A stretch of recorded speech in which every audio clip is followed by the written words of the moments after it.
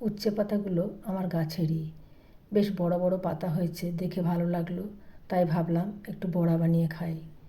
পাতাগুলোকে আমি কাঁচির সাহায্যে বোটার থেকে আলাদা করে নিলাম।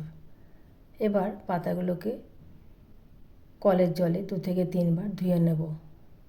যদি আমার রেসিপি আপনাদের ভালো লাগে, চ্যানেলটিকে সাবস্ক্রাইব করবেন।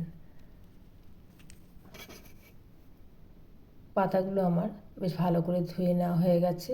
এদিকে ভিজিয়ে রাখা মটর ডাল আর মসুর ডাল আমি বেটে নেব সামান্য একটু আদা, 2টো কাঁচা লঙ্কা দিয়ে।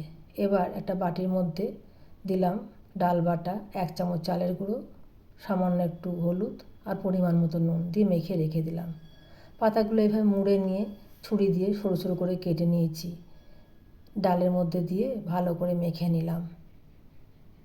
এদিকে সর্ষের তেল গরম করে তার মধ্যে ছোট ছোট বড়ার মতো করে দিয়ে দিলাম। লো ফ্লেমে 3 থেকে 4 মিনিট ভেজে নিয়ে উল্টে দিলাম। খুব সুন্দর ভাজা হয়ে গেছে। এবার আমি সমস্তটাই তুলে নিয়েছি। পরিবেশন করুন গরম ভাতের সাথে।